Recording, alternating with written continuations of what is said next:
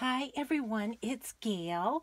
I am still playing with embroidered pieces. And yesterday afternoon, after I'd filmed a video on just making some craft with me video, making some pockets and tags and stuff, I kept playing and I came up with these FrankenTags that are embroidered. And maybe I can hold this up closely so you can see the stitching on this tag. So I used little bitty bits of different embroidered pieces on these two tags.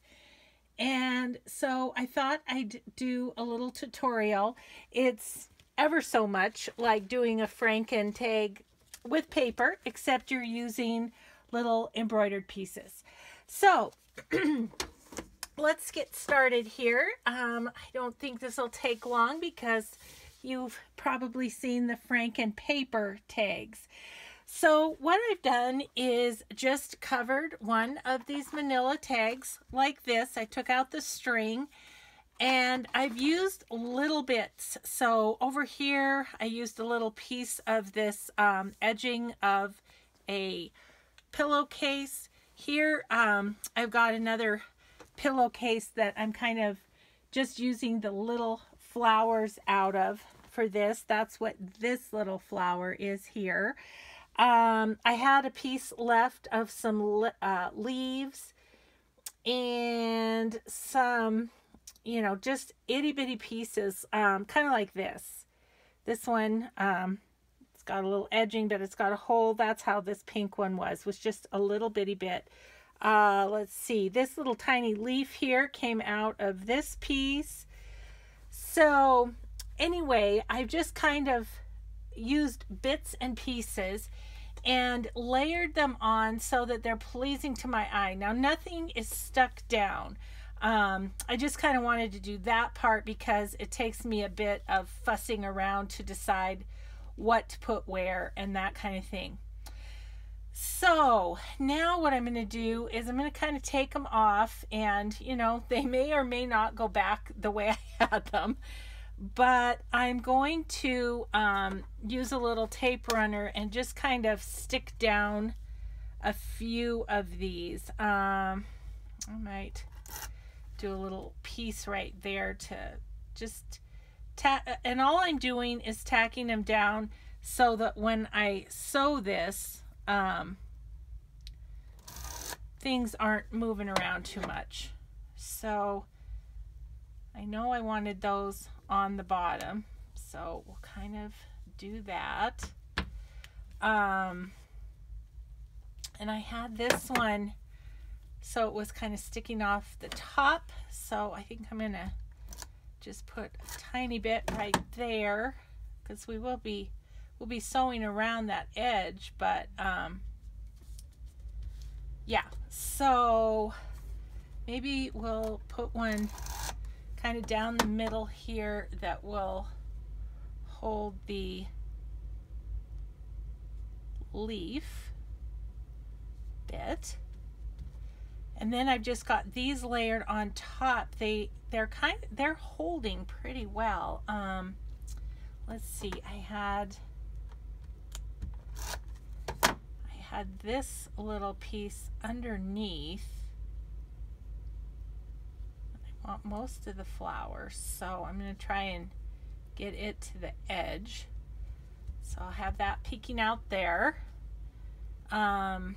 This one I had peeking out here. I'm going to trim this down a little bit. I don't think I need all of that extra just white space. Okay. Got a little string here I'm going to clip. And then this little piece was just going at an angle right there. I don't have this on exactly how it was, so I'm moving this down a little bit. I think I'm going to see if I can, what I'll do is use a little fabric tack and just put a dot in the middle of this, because I do want that piece to cover up you can see a little of the tag right there. So I do want that piece to cover that up. Maybe we'll go kind of in a triangle there, or diamond, I guess. And this one, as you can see, is kind of covering up this part. Yep, we need all of that. What I am going to do is get it a little bit closer to the embroidery.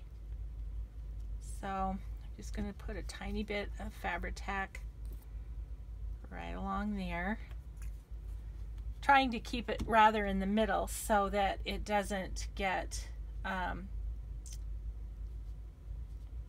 the sewing machine doesn't get it. Okay, and then we'll just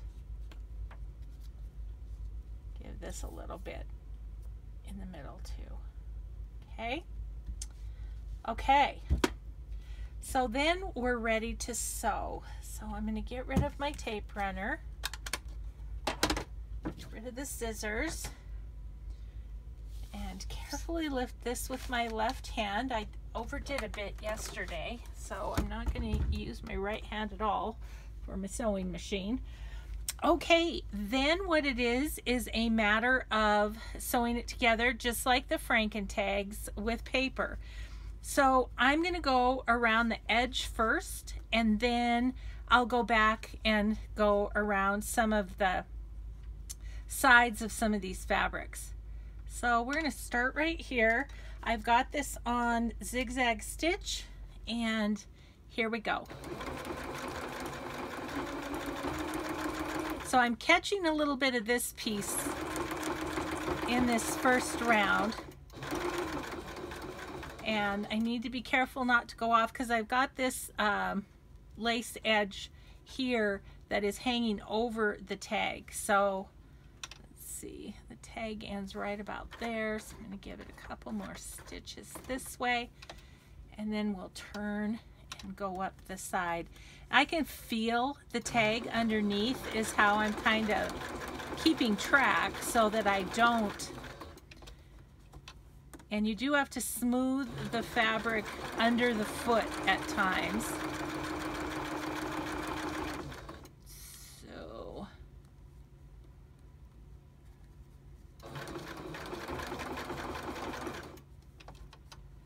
because it will want to bunch up on you. Okay, somewhere in here we've got a side angle on the tag, so I'm just kind of eyeballing that. Yeah, and I think I'm good on the top. Okay, this piece is going to want to shift out from under. Oh, I knew I was missing something. This little guy fell off. So let's just get him back under there and have him cover up that edge of the tag. Okay.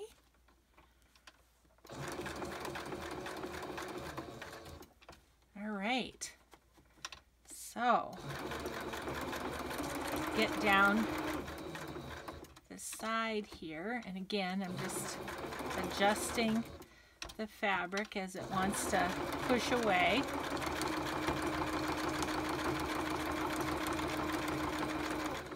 Okay, so we've gone around our sides. We pretty much have things tacked down at this point. So now we're going to go back and go around some of these separate pieces of embroidery. So let's do this one first. And I do back stitch a little bit. I don't know if it's necessary, but I just want to make sure we're going to hold here. So just down that side. I'm actually gonna switch over here and go down the side of this one because it's just convenient. Okay. And then we're gonna go let's maybe, let's see. I think I can do this all in one bit. We're going to come down this way on the leaves. And that wants to scooch out from under, so I'm just going to gently tuck it back.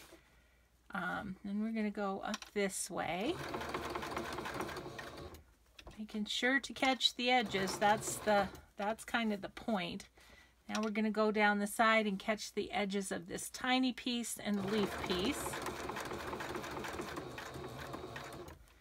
And now we'll just go down this side of the leaf piece.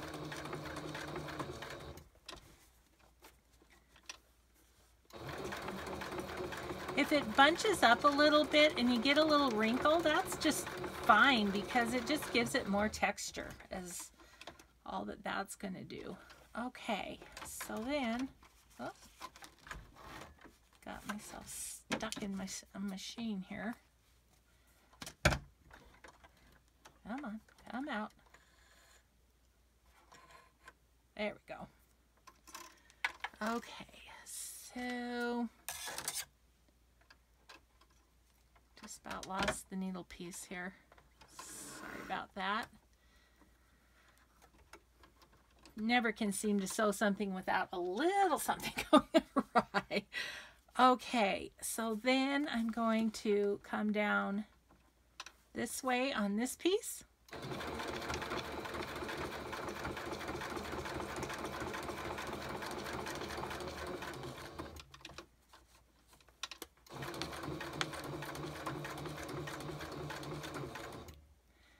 And then what I'm going to do is just turn it right around because I can go up the side here of these pieces.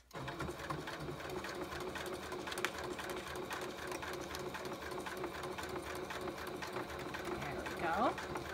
Usually on my Franken paper I use very much a contrasting stitch. On these I'm using a light pink here just because I really want the embroidered pieces to be what stands out, not so much the stitching, if that makes sense. Okay, so we've got this little bit here that still needs a little.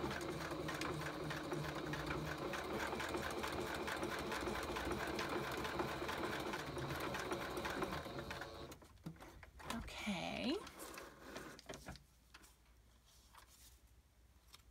And once again, as in Franken paper, the back side gets very stitched up.